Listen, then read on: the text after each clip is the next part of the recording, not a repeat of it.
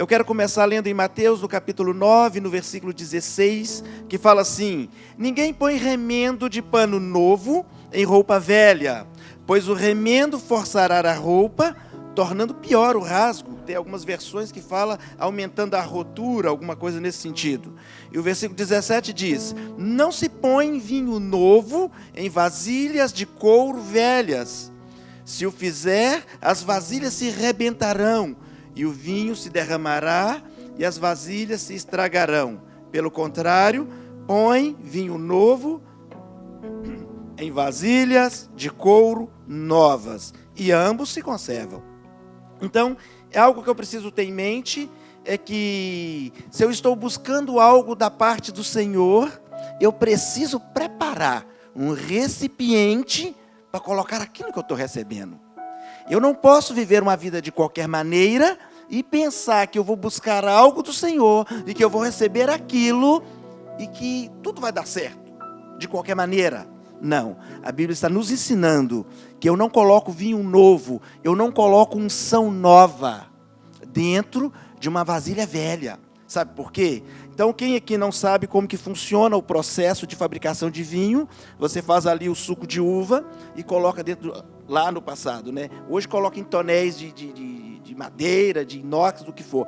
Mas lá no passado, igual a Bíblia está dizendo aqui, colocava em vasilhas de couro, feito de pele de animais. E aí, com uma quantidade de oxigênio ali controlada, aquela bebida começava a fermentar. Então, se a vasilha não fosse nova, ela não suportaria a fermentação. Então, quando eu estou buscando algo da parte do Senhor, eu tenho que estar preparado para viver essa fermentação. O que é essa fermentação? É uma transformação. É uma transformação. Então, se eu não estou preparado para viver a transformação daquilo que o Senhor vai me entregar, pode ser que eu não resista. Quer ver? Quantos aqui, né, estão na caminhada cristã, viu ali o seu colega de escola, o seu vizinho, e assim receber Jesus de uma forma maravilhosa, e daí um tempo, ele assim, estava todo assim, desnorteado. Por quê? Ele falou assim, eu já vi gente que falou assim comigo, ele falou assim: olha, a minha vida era muito boa, mas depois que eu aceitei Jesus, misericórdia, a minha vida virou uma derrota. Por quê? É porque Jesus traz isso na vida da pessoa? Não. É porque quando eu recebo uma unção nova, eu tenho que ter um recipiente novo, adequado, para colocar dentro. Por quê? Se eu estiver recebendo aquilo que Deus está me entregando, mas eu não quero renovar nada na minha vida, não vai dar certo. Então, sem parar nesse ponto aqui, porque são 7 páginas, então a gente precisa caminhar. Então, odres velhos não suportam a fermentação do vinho novo. Não podemos adequar a novidade, a good news, as boas novas, a uma velha forma de viver. Mas nós devemos adequar a nossa vida àquilo que nós estamos recebendo, aquela unção que nós estamos recebendo. Então, quando nós olhamos para essa passagem bíblica, nós recebemos 2 mensagens. E essas mensagens, uma delas, a primeira, o versículo 16, que fala das vestes, da roupa nova, da roupa velha, recebendo um remendo novo, está falando da nossa condição espiritual diante de Deus. Mas a segunda mensagem que está falando do vinho, simboliza o nosso enchimento, ou o enchimento do Espírito em nós. Então, ou seja, nós temos que de alguma maneira ir renovando paulatinamente, dia a dia, para que esse Espírito tenha morada em nós, faça morada em nós, e que tudo vá bem. Então, eu quero ler aqui em Apocalipse, no capítulo 7, no versículo 13, que diz assim, só para a gente falar um pouco do versículo 16. Ele diz assim: então um dos anciãos me perguntou, quem são estes que estão vestidos de branco? E de onde vieram? Respondi, Senhor, tu sabes. E ele disse, estes são os que vieram da grande tribulação e lavaram as suas vestes e as branquearam no sangue do Cordeiro. Então, ou seja, o sangue do Cordeiro, ele foi vertido para branquear as nossas vestes. Ele foi vertido para nos lavar. Então, ou seja, se eu estou acessando esse sangue, se esse sangue está sendo todos os dias derramado sobre mim, e ele não está lavando, alguma coisa está errada, porque ele tem poder para lavar toda a impureza. Né? Então, se eu voltar lá em Isaías, né, não que eu vá ler isso daqui, está falando que, ainda que os nossos pecados sejam assim, vermelho como a escarlata, eles se tornarão brancos como a pura lã, ou como a neve, né? A neve é branquinha, antes do carro jogar poeira nela, ela é branquinha. Né? Então, a roupa é a nossa apresentação. Né? A roupa é a nossa apresentação. Eu quero me apresentar diante de Deus, eu tenho que me apresentar limpo, lavado, remido, justificado pelo sangue de Jesus. Ah não, mas eu quero me apresentar de qualquer maneira, eu não quero abrir mão de nada, eu quero acessar as bênçãos do Senhor para a minha vida, mas eu não quero abrir mão de nada que me embaraça. Misericórdia, isso não combina. Né? Então quando Jesus está falando aqui, que eu não posso fazer um remendo, pegar algo novo, um remendo novo, para colocar numa roupa velha, é disso que ele está falando. Claro que se você for lá olhar nas técnicas da hermenêutica, você pode abrir um pouco mais o leque, mas assim, de uma forma mais simples, mais superficial, é disso que ele está falando. Eu não posso, todas as vezes que a Bíblia traz para nós o mandamento, logo na sequência tem uma promessa. Mas o que nós fazemos? Humanamente fazemos. Nós vamos lá e acessamos, ou queremos acessar, e a promessa. Mas nós esquecemos do mandamento que nos conduz àquela promessa. Então, as nossas vestes foram lavadas no sangue do Cordeiro. Nós não podemos fazer ajustes, fazer, vamos dizer assim, uma mescla. Claro que não é sobre isso que nós vamos falar, mas assim, se você for olhar para, quer ver? Eu posso falar disso. Se a gente for olhar para o Islã, por exemplo, ele não aceita a pessoa entrar lá, né, para o Islã e não, vamos dizer assim, e não viver a íntegra do que está lá. E por que no cristianismo, um homem que veio, ele esvaziou-se de toda a sua glória e desceu e morre numa cruz e ressuscita ao terceiro dia e a morte dele leva os nossos pecados e a vida dele traz vida para nós, e eu olho para isso, eu creio nisso, e aí eu falo assim, é importante, mas eu posso viver de qualquer maneira. Né? Interessante, né? Então assim, não pode. Nós não podemos viver de qualquer maneira. Nós não podemos olhar para o Evangelho e pegar somente aquilo que nos interessa. Nós temos que viver Ele. Né? Nós temos que viver o Evangelho. E Salmo 51 diz assim, cria em mim um coração puro.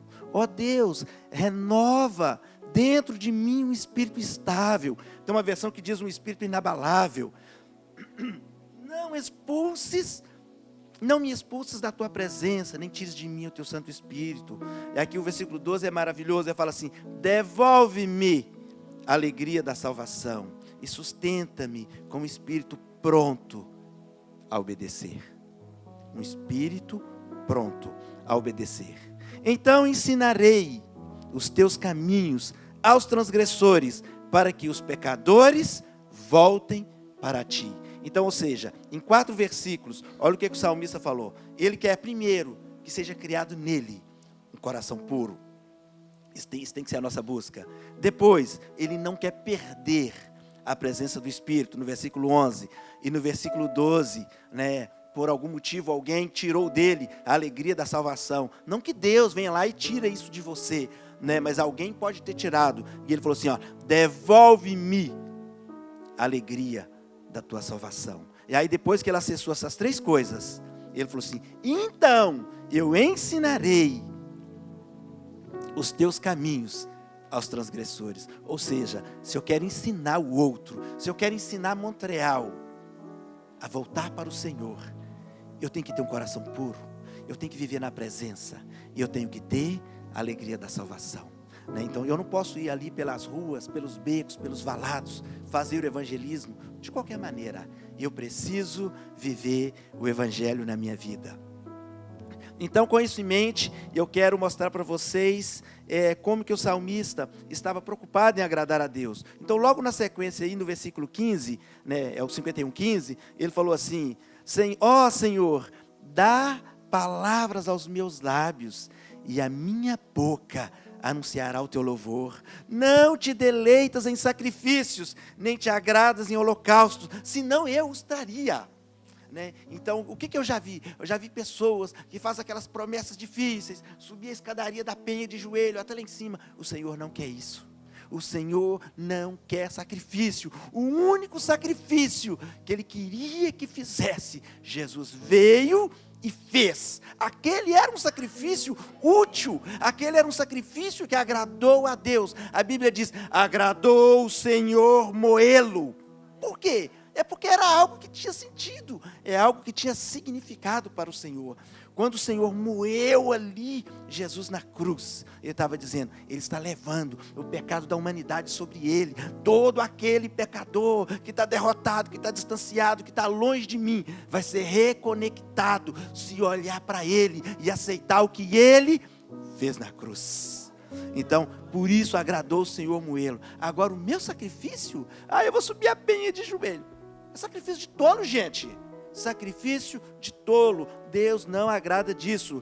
Tanto que o salmista falou assim, olha, não te deleitas em sacrifícios, nem te agradas em holocaustos, senão eu os traria.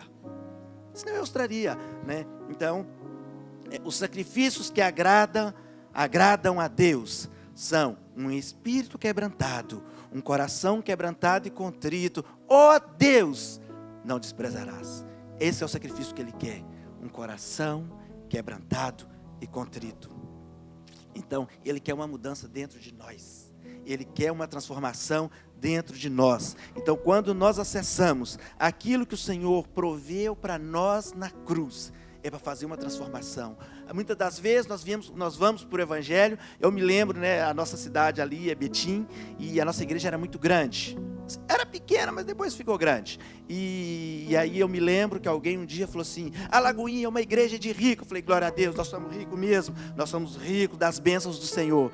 Aí um colega que trabalhava comigo, ele falou assim, eu vou para lá, porque eu quero ficar rico. Eu falei, vem, né, vem porque você vai ficar rico. E você fica mesmo. Só que antes de pensar em ter, nós precisamos pensar em ser. Nós temos que ser alguém que o Senhor olha lá do seu trono. Ele olha lá do seu trono e agrada. Nós temos que ter uma vida agradável diante do Senhor. Aleluia! Amém.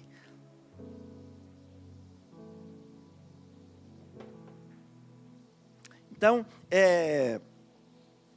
não podemos desprezar o que nós recebemos. Nós não podemos desprezar os pequenos começos. Às vezes nós olhamos para alguém ali que está começando na fé, que está devagarzinho conhecendo as promessas, os mandamentos, ali as ordenanças do Senhor, e a gente às vezes, humanamente, a gente quer desprezar aquilo.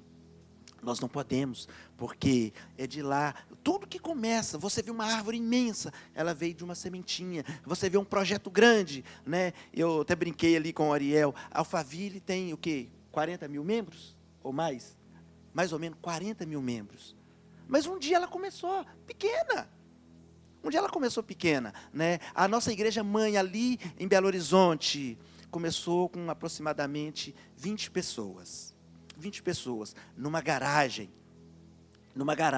e aí alguém que alugou a garagem, isso gente, há mais de 70 anos, alguém que alugou a garagem, e ali, e os pastores, as pessoas que estavam ali, estavam sendo batizadas com o Espírito Santo, e a pessoa que tinha alugado a garagem, que tinha começado, meio que não gostou bem daquilo ali, e expulsou todo mundo, até a garagem eles perderam, porque estavam sendo batizados com o Espírito Santo. E aí as pessoas não entenderam aquele movimento, né? Aqui em Montreal, nós temos pessoas que não entenderam esse movimento. Gente, ser acessado pelo Espírito Santo é lindo, é tremendo. E você deve se posicionar nesse lugar. Porque quando o salmista escreveu, cria em mim um coração puro, coloca nos meus lábios a palavra, uma palavra de louvor. Gente, isso é estar nesse lugar para ser acessado pelo Espírito Santo. Ele precisa fazer morada em nós, porque é uma promessa, mas nós precisamos apresentar para Ele um lugar decente, um lugar, vamos dizer, mas é um lugar restaurado.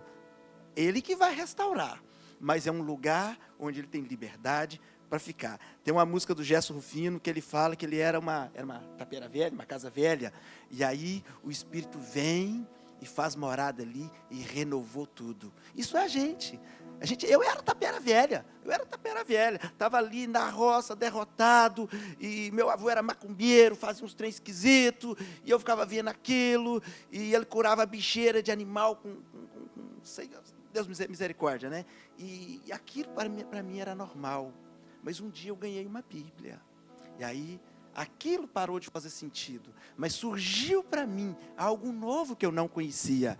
E então, devagarzinho, eu fui conhecendo o Senhor. E hoje eu estou aqui. Eu tenho muito para caminhar? É claro que tem, né? Como diz o apóstolo Paulo, não que eu já tenha chegado lá, mas olhando, né, para frente, para o alvo, as coisas naturais vão ficando para trás. Eu preciso olhar para frente. E eu tenho certeza que você também precisa olhar para frente. Então nós não podemos tirar pedaços daquilo que o Senhor nos deu, uma provisão completa que Ele nos deu, e remendar as nossas mazelas. Nós precisamos despir daquilo que não é agradável diante do Senhor e vestir essa provisão nova. Nós precisamos usar essa provisão completa, né? Então nós precisamos acessar de forma integral aquilo que Ele nos proveu. Amém? Então, só que assim, é de qualquer maneira, alguém vai me empurrar, eu vou ali, né, pegar a Letícia aqui de exemplo, eu vou pegar a Letícia e arrastar ela pela mão, falar, não, você tem que vir, porque Jesus te chamou. Não, a Bíblia diz assim, olha, se quiser, vir após mim, pegue a sua cruz e negue-se. Se quiser. Eu falei aqui na ministração passada, você foi lavado e remido pelo sangue de Jesus. Ele te comprou, pegou a sua carta de alforria, entregou na sua mão e falou, olha, você é livre. Se você quiser ir embora, você pode ir. Mas se quiseres vir após mim, pega a sua cruz e vamos juntos, né? Só que Ele está na frente, é porque é vir após.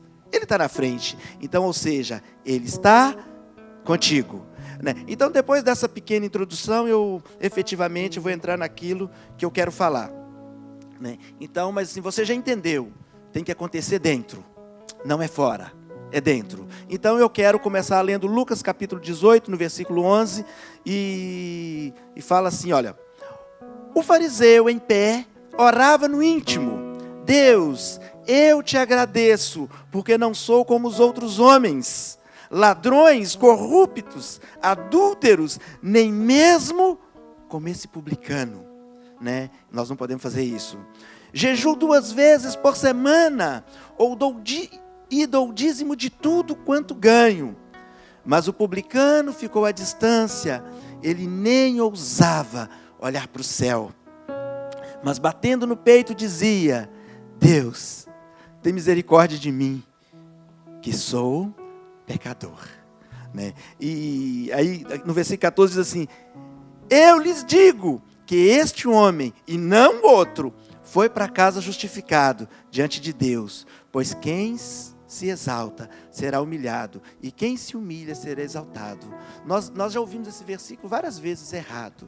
Então não é os humilhados serão exaltados, é quem se humilha. Sou eu que me humilho, sou eu que me humilho na presença do Senhor. E aí então, Ele me exalta. É você que se humilha. Não quer dizer que se eu ir ali e humilhar o Fábio, fazer dele gato e sapato, e aí ele vai ser exaltado. Não é isso. Não é isso. Sou eu que me humilho. Amém, gente? Então, e aqui eu estou falando, aqui no versículo 11, era um fariseu, né? A Bíblia está falando, o fariseu em pé, ou seja, era alguém que conhecia os 613 mandamentos e ordenanças da palavra de Deus. O fariseu não era uma pessoa mal informada. Os fariseus eram alguém que conheciam as leis. E nós precisamos entender o seguinte, que da mesma forma que essas pessoas conheciam a lei e julgavam as pessoas pelo conhecimento que elas tinham, às vezes nós olhamos para as pessoas, nós olhamos para essa cidade há 70 anos, eles disseram, nós tiramos o Senhor da nossa vida, não sabem nem o que estão dizendo, mas nós estamos trazendo o Senhor para a vida deles. Quando o Hélio subiu aqui e estava falando de Jonas, eu pensei, nossa, que entendimento, que compreensão. É isso, gente.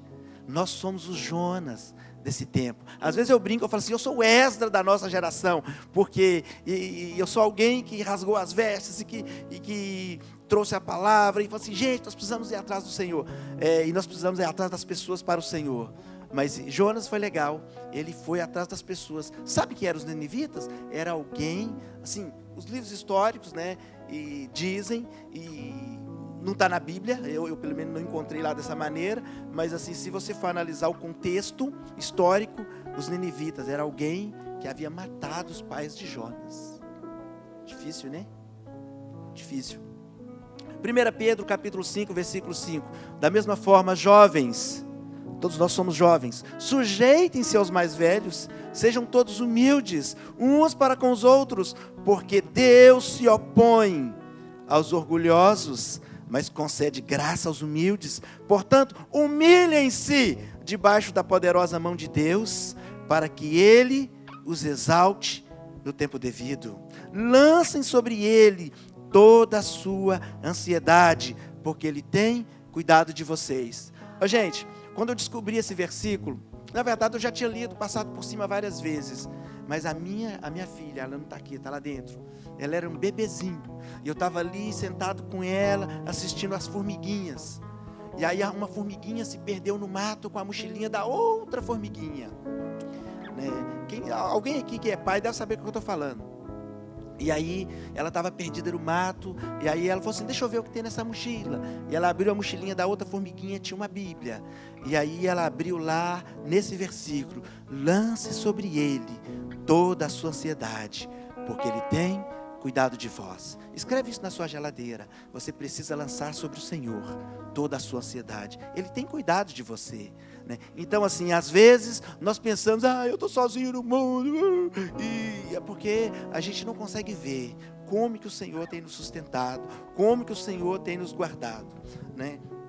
Então, nós temos que entender que o Senhor nos guarda e nos sustenta todos os dias. Nós não podemos ser guiados por circunstâncias. Às vezes, eu olho para a circunstância, às vezes você olha para a circunstância e fala assim, isso não é possível por causa disso, isso não é possível por causa daquilo. Gente, não existe impossível para o Senhor. Se você almeja fazer algo, se você almeja alcançar algo, e isso está alinhado com a vontade do Senhor para a sua vida, creia, estabeleça, determine, tome posse, porque você precisa viver Hebreus 11:1. Hebreus 11:1, ele está falando que a fé é a certeza de coisas que não vemos. Se eu preciso ver, eu não preciso ter fé. Se eu estou vendo, eu não preciso ter fé, porque eu já estou vendo, né? Então, ou seja, mas quando eu não estou vendo com os meus olhos naturais, com os meus olhos espirituais, eu tenho que contemplar aquilo, né? Às vezes nós oramos buscando algo do Senhor, mas a título de esperança. Ali no GC lá em casa, na hora do café, o café da comunhão depois do GC, eu estava falando ali com duas mães. Tenho certeza, elas serão mães, segurarão seus bebês nos braços. Mas assim, existem duas formas de acessar o futuro. A gente olha e fala assim, um dia eu vou ser mãe, eu vou ter o meu bebê. E aí, isso é esperança. Agora, você pode dizer, e eu já me vejo com o meu bebê nos braços. Entendeu? Eu já me vejo com meu bebê nos braços. Eu já me vejo com essa bênção nas minhas mãos. Você precisa ver. Você precisa estabelecer. Às vezes a gente está ali com uma dor, um negócio, ou a gente está cometido de alguma, vamos dizer assim, de alguma enfermidade. E aí a gente fala assim, eu tenho uma doença tal. Misericórdia, ela é sua então. Ela não vai embora, porque ela é uma propriedade sua. Agora, eu estou acometido disso. Mas o Senhor já me curou, porque Jesus já levou sobre ele, levou é passado, todas as nossas enfermidades, por suas pisaduras, nós fomos sarados. Então você já é sarado, você já é sarada, então você não tem, você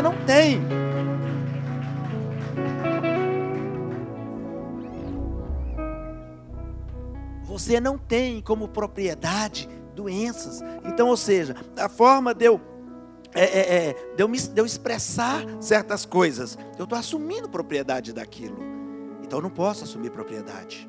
Eu não posso. Eu tenho que dizer que já foi embora. Ah, não, mas eu vou negar? Não, mas eu tenho que profetizar fé. Eu tenho que profetizar fé. Eu tenho que estabelecer. Entendeu? Eu não posso falar assim, mas bom, tá doendo aqui, mas um dia Deus vai me curar. A misericórdia, gente, não é assim não. Nós determinamos. As nossas palavras têm poder. Nossas palavras têm poder. Então, eu profetizo fé. Eu professo fé. E através da minha fé, eu alcanço aquilo que eu estou professando. Amém? Então, Eclesiastes 8:5 diz assim: eis que farei uma coisa nova, e agora sairá a luz, porventura não a sabereis? Eis que porei um caminho no deserto, e rios no ermo. Gente, um caminho no deserto, rios no ermo. Aqui está falando que nada é impossível para o Senhor. Se você busca algo, se você deseja algo, você tem que crer que as mãos do Senhor não estão aleijadas para não atender você, e que os ouvidos dele estão assim, tem algumas versões que diz agravados, ou surdos, ou danificados. Os ouvidos do Senhor ouvem a sua oração. A Bíblia diz que as mãos do Senhor estão estendidas. Eu preciso acessar as mãos do Senhor. Mas muitas das vezes, nós como filhos, a gente quer acessar as mãos, só as mãos. A gente acessa a mão do Senhor quando nós acessamos os pés. Eu vou lá e me posiciono nos pés do Senhor. Eu me posiciono nos pés do Senhor. E aí então, na mão do Senhor, porque a Bíblia diz, agrada-te do Senhor, e Ele satisfará os desejos do seu coração. Eu já tive desejo do meu coração atendido, e eu não abri a boca para dizer que eu queria aquilo. O Senhor contemplou e me deu. O Senhor contemplou e me deu. Então assim, acesse os pés do Senhor, se posicione lá, se humilhem aos pés do Senhor, diante dEle, na presença dEle. E aí quando o Senhor vai agradar de você, e aí então, Ele vai satisfazer os desejos do seu coração.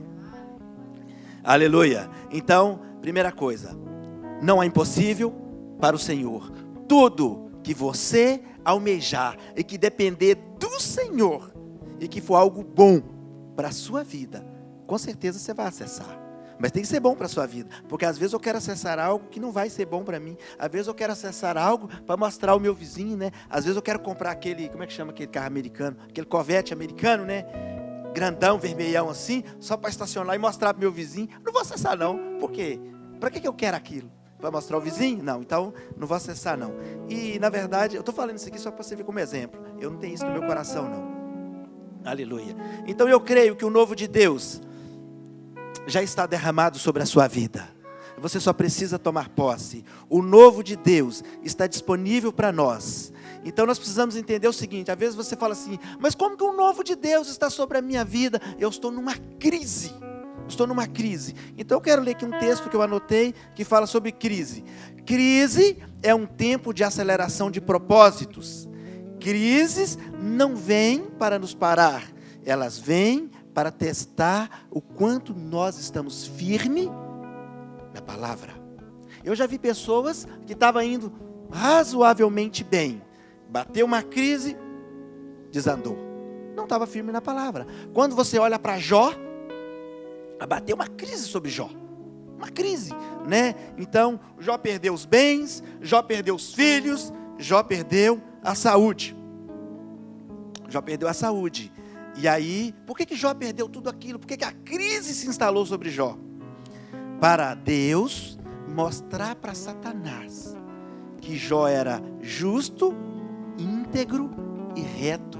Ou seja, ele queria que o diabo olhasse para Jó e visse que o coração de Jó não estava nas coisas.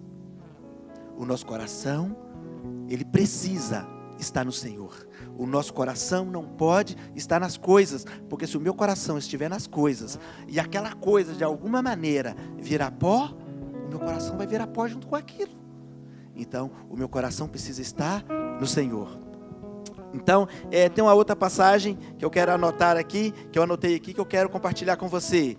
As crises forjaram homens fortes. Então, abateu a crise, mas o seu coração estava firmado na palavra. Então, as crises formaram homens fortes. Homens fortes construíram tempos fáceis, tranquilos, agradáveis. Tempos fáceis formaram homens fracos. E homens fracos consideram os tempos difíceis, né? Então, às vezes, o tempo é difícil, é simplesmente porque eu sou uma geração fraca. Eu sou uma geração que não foi estabelecida. Então, eu vou contar para vocês uma coisa. Não que eu esteja falando de coisas materiais. Me entenda, por gentileza, me entenda. Eu vim de um lugar onde não tinha água encanada, não tinha eletricidade, eu tomava banho no rio. Eu tinha, assim, até mais ou menos uns 10 anos, 12 anos, eu tomava banho no rio, na água corrente, com sabão preto que a minha mãe fazia. Quem sabe o que é sabão preto? Ninguém? Né? Eu tomava banho no rio com sabão preto que a minha mãe fazia. E não tinha eletricidade, a gente usava lamparina. Lá em casa tinha 2 lamparinas, uma do meu pai e uma de todo mundo, né? Então, assim, e a casa era de pau a pique. Quando chovia, chovia mais dentro do que fora. Então, eu tinha vizinhos que tinham uma Brasília, tinha um outro que tinha uma Variante, tinha um outro que tinha um Fusca. Eu pensava, nossa, essas pessoas são ricas, elas têm uma Brasília, né? E um dia eu estava comentando com ele, então eu falei assim, não, o menino que vendia picolé, tinha uma caixa cheia de picolé. O menino que era rico, gente, misericórdia. Vocês estão rindo? Era isso, gente, era isso que estava na minha mente de criança. Mas um dia, eu conheci o Senhor, eu tinha por volta ali de 10 anos, eu ia para o catecismo, a catequista não sabia nada, eu sabia mais Bíblia do que ela, eu quase ensinava ela. Um dia eu falei com a minha mãe, eu não vou mais no catecismo. A menina não sabe, ela não conhece, eu faço pergunta, ela fica tonta, né? E aí eu não fui mais, eu comecei a ler, e não tinha o Velho Testamento, era Novo Testamento, Salmos e Provérbios. E aí, muito mais tarde, eu descobri o Antigo Testamento. E aí tal, só resumindo para vocês. E aí, eu aprendi que eu tinha que dizimar o Senhor. Eu tinha que fazer a circuncisão ali nas minhas finanças, entregar ao Senhor. Eu aprendi a fazer isso. Depois eu descobri que eu podia ir além. Eu poderia dar uma oferta. Eu não estou forçando você a fazer nada, não. Eu estou te contando a minha caminhada, tá bom? Então, assim, não é por... Eu não vou tirar outra oferta, estou só te contando. Não por tristeza, nem por constrangimento. E aí, eu descobri isso. E aí, o que aconteceu? Eu entregava todo mês, eu entregava ali o dízimo, eu entregava ali a oferta. E eu me lembro, gente, eu era solteiro, um jovem, o salário mínimo era R$100. Eu ganhava 600. Eu, um jovem, solteiro, eu ganhava 600. Eu dormia na empresa, eu comia na empresa, quando eu já estava trabalhando. Eu comia na empresa, eu ainda ganhava uma cesta básica, tão grande, que não era possível carregar assim, nos ombros, de tão grande que era. Eu levava e dava para minha mãe. Eu nem morava com a minha mãe. Então, ou seja, o que estava sobre mim, o que Deus já estava derramando sobre mim, era para dizer, não é na força do seu braço, sou eu que faço. O que Deus vai derramar sobre você, não tem nada a ver com a força do seu braço, não tem relação com o seu diploma, não tem relação com quanto você estudou, tem relação com o quanto você busca Ele, tem relação com quanto dependente você é do Senhor, tem relação com quanto você crê, tem relação com quanto você está sendo transformado por dentro, não tem relação com isso aqui, ó. Não tem relação com o seu braço. E aí eu me lembro, eu tinha, aí depois, claro, eu comprei uma moto velha, eu tinha uma moto velha, rapidinho, eu comprei uma moto nova, e depois eu comprei um barracão com um terreno, e nós fizemos ali uma casa. Aí eu conheci uma menina linda do interior, maravilhosa, casei com ela, né? Aí ela não sabe não, eu casei com ela por interesse. Verdade, gente, verdade, eu sou interesseiro, né? Aí eu olhava para ela e dizia, que família bonita, bem estruturada, servos do Senhor, né? Pessoas honradas. O pai dela é um exemplo. A mãe, eu falo com ela, você não tem uma mãe, eu não tenho uma sogra, eu tenho 2 mães. Eu amo a minha sogra, né? Então assim, e eu olhei para aquela família, eu falei assim, olha, é essa família que eu quero de exemplo para os meus filhos. E aí, assim, eu orei muito, ela orou pouco, eu casei com ela. Então assim, ou seja, eu saí de um lugar totalmente desestruturado. E, não, mas o Senhor não colocou em lugares altos. Não? De onde eu vim, eu multipliquei 1000 vezes. Né? E se fazer a conta, deve ser mais de 1000 vezes. Então assim, só quem dobrou o patrimônio 1 vez ou 2 vezes, sabe que multiplicar 1000 vezes não é pouco. Então assim, e eu estou falando de coisas espirituais e materiais, porque ter um lar estabelecido, com filhos caminhando na presença do Senhor, é lindo, gente. E eu olho para os meus meninos, e o meu filho tem 7 anos, ele falou assim, pai, eu quero ser pastor. E é bonitinho. Ele falou assim, pai, eu quero ser pastor. E ele conhece Bíblia, gente. Teve alguém que foi dar aulinha para ele ali na salinha e falou assim, o seu filho não passa enganado, ele corrige a gente. Ele sabe muito, louvado seja Deus. Então, Salmo 126 diz assim,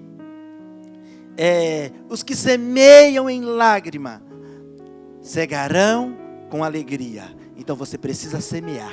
Eu vim da roça. Você não colhe uma roça de milho se você não colocar a semente no chão. Você não colhe uma roça de trigo se primeiro você não plantar. E o que é mais interessante, você tem a provisão, ela está ali na sua mão, ela está garantida, você poderia guardar nos celeiros, mas você não guarda, você põe na terra. Por que você põe na terra? Não existe uma pessoa que tem mais fé do que um agricultor, porque ele pega a sua semente e põe na terra. Se não chover, se não der sol, se a temperatura não ficar legal, a semente apodrece e ela não nasce. E se ela não nascer, ela não produz. Mas ele crê, então ele vai lá e põe na terra. Então você precisa confiar que é o Senhor que está guardando a sua semente, que é o Senhor que vai fazer frutificar a sua semente, que é o Senhor que vai estabelecer a colheita da semente que você colocou na terra. Homem nenhum pode garantir que a semente que você plantou será produtiva, mas a Bíblia diz que as pessoas vão semear e elas vão colher 30, 60 e 100 por 1. É o Senhor que dá a colheita, é Ele que faz a planta ali produzir fora dos olhos, fora dos olhares humanos, né? Então ela germina, é uma coisa fantástica. Você pega uma semente e abre e não tem nada dentro, mas você põe na terra e fica olhando. Aí eu fazia isso, eu ia lá e arrancava o carocinho de milho para ver, ele já estava gordinho, saindo raizinha. Aí claro, né, eu arranquei e perdeu. E João 4:23 diz assim, mas a hora vem, e a hora é agora, em que os verdadeiros adoradores adorarão ao Pai em espírito e em verdade, porque o Pai procuram os tais que assim o adorem. Então, ou seja, os olhos do Senhor passeiam por toda a terra. Não é só por Montreal, né? Não é só por Mirabel, né? Os olhos do Senhor passeiam por toda a terra. E Ele está procurando quem? Verdadeiros adoradores. Verdadeiros adoradores. Então assim, nesta manhã eu quero instigar você a sair do lugar comum e começar a viver princípios bíblicos, não como forma de rito, mas como forma de princípios para a sua vida. Então agora que eu cheguei no ponto 1.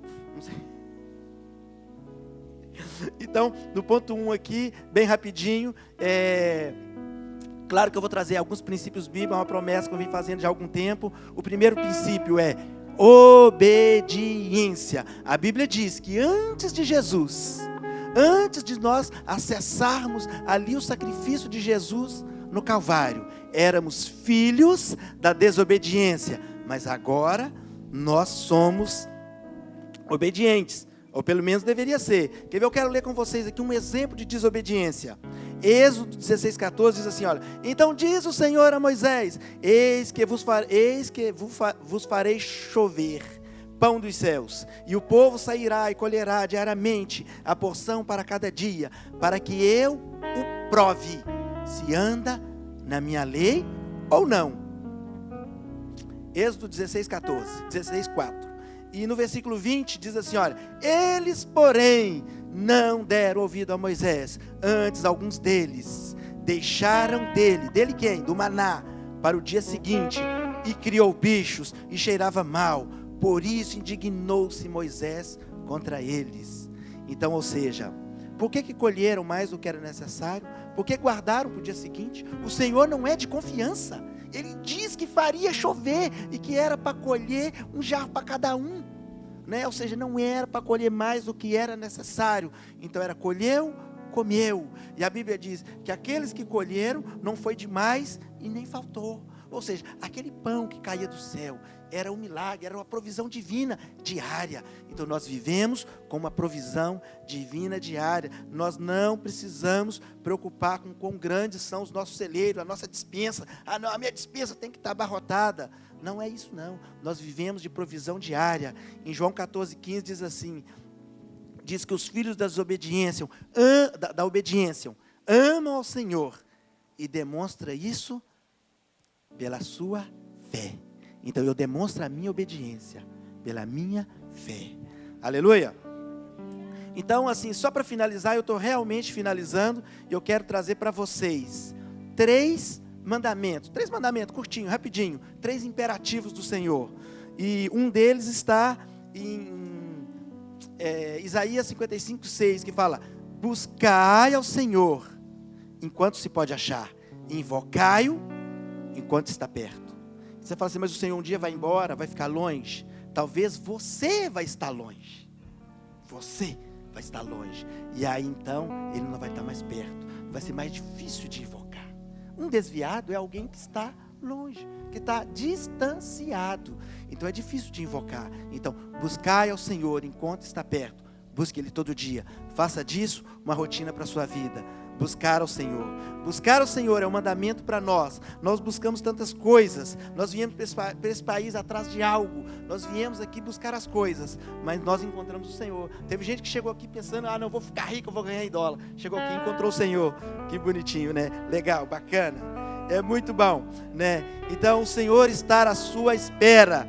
Buscar o Senhor é uma prioridade.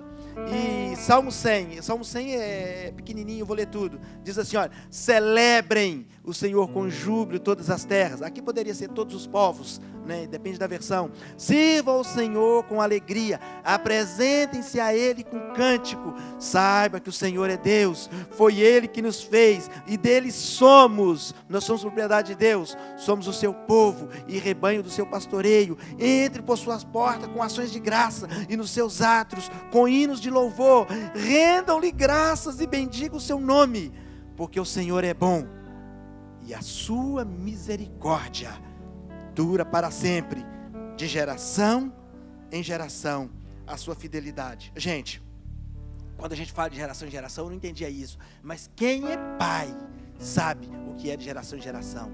A bênção que eu recebo do Senhor, eu quero que ela passe para o meu filho. Eu quero que ela passe para o meu filho. Eu quero que o meu filho acesse no Senhor muito mais do que eu já acessei. Porque, mas só que antes disso, no versículo 5 está falando que o Senhor é bom, a misericórdia dura para sempre, e é de geração em geração, né? Aí está falando a sua fidelidade. Mas só que o versículo 1 está falando, celebre. O versículo 2 está falando, sirva. O versículo 3 está falando que nós somos propriedade dele. O versículo 4 está falando, entre pelas portas. Entre pelas portas. Entrar é contigo, irmão. E eu não posso te pegar pelo braço e te arrastar a escada abaixo. Entrar é contigo. É você que tem que dar o passo, né? Então assim, e para finalizar, Marcos 16:15 fala assim: ide por todo o mundo e pregai o evangelho a toda criatura. Nós temos que falar do amor de Deus, nós temos que falar do favor de Deus, nós temos que falar da misericórdia, nós temos que falar da graça, nós temos que falar da justiça ou da justificação do Senhor. Todos os dias. A Bíblia diz que é em tempo e fora de tempo. É todo tempo. Então nós não podemos cessar de falar daquilo que o Senhor tem nos entregado. Então assim, eu não vou avançar mais, eu teria mais 4 versículos aqui, mas assim, eu não quero continuar. Eu só quero dizer para você o seguinte: eu quero dizer para você que nós precisamos convocar quem está caminhando conosco, do nosso lado, alguém que está próximo de nós, para a gente caminhar junto e alcançar essa cidade. Aí você fala, como que eu vou fazer isso? Eu não sei. A Bíblia diz que o coração do sábio discerne o tempo e o modo. Então, ou seja, o Senhor vai te dar a sabedoria necessária para discernir o tempo e o modo. Aleluia. Coloque em pé no seu lugar, louvado seja Deus. Aleluia. Aleluia.